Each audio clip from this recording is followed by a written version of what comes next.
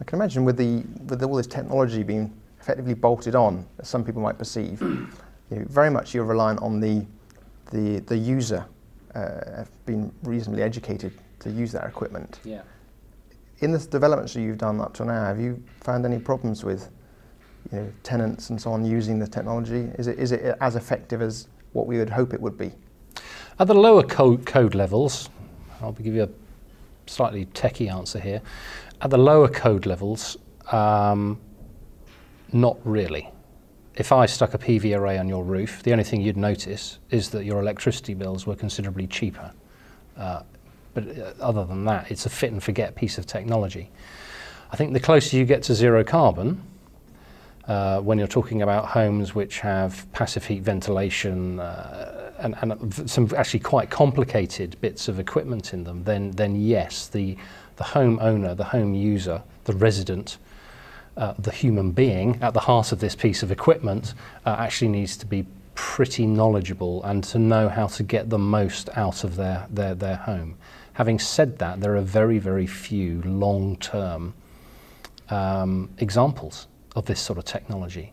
There's plenty of homes in innovation parks, and I always look at those a bit like if you go to a motor show and you see a car company rolling out a prototype, some wing-ding piece of kit that actually cost £800,000 to make. But if you ask somebody, when's it going into production, they'll basically mutter under their breath, well, probably never. It just shows you what we can do. I think with the current generation of Code 5 and Code 6 homes, which is to say pretty much either zero carbon or as close as damn it, zero carbon, there aren't really any long-term examples. Now, I know architects who are living the dream, so to speak, and use themselves as guinea pig, the most famous of whom is, or the most notorious, I should say, is a gentleman called Bill Dunster. Now, he's built the only inhabited Code 6 homes in the UK. As I said, there's some on the Innovation Park in Watford, run by the BRE, but there are none, with the exception of these 6, actually standing with families living in them, and they're based on a site up in Upton in Northamptonshire, and it's the Rural Z House. So I think that the best people to ask as to whether or not you need to be to have a PhD in physics to actually operate your house effectively are the families who are living in those homes, and I know for a fact that studies are being done on them. They are guinea pigs. Right. And Bill Dunster, he and Rural Z mentioned. MySpace have got quite a strong link with Rural Z. Could you say a little bit about that? And yeah, by all means. The relationship goes back some years.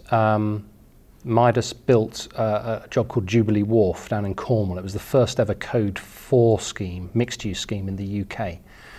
Back in 2006, it achieved its Code 4 certificate, which, if you think about it, is, in terms of zero carbon building, is a lifetime ago, even though it's only 3 or 4 years.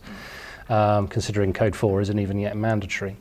And that won the Future Proof Award at the Housing Design Awards in 2007 and was cited by the then Housing Minister as being, this is the future, everyone have a good look. Brilliant scheme.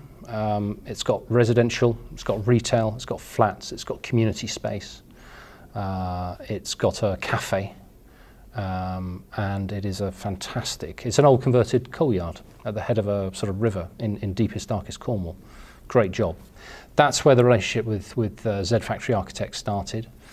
And as a consequence of that, and me badgering Bill, in last year, February 2008, there was the Earl's Court EcoBuild exhibition, the centrepiece of which was a Code 6 house, a 3-bedroom house, which we, along with some of the team from Rural Z and some other people, a whole sort of supply chain of people got involved. We managed to build a 3-bedroom house in the middle of Earl's Court in 3 days flat.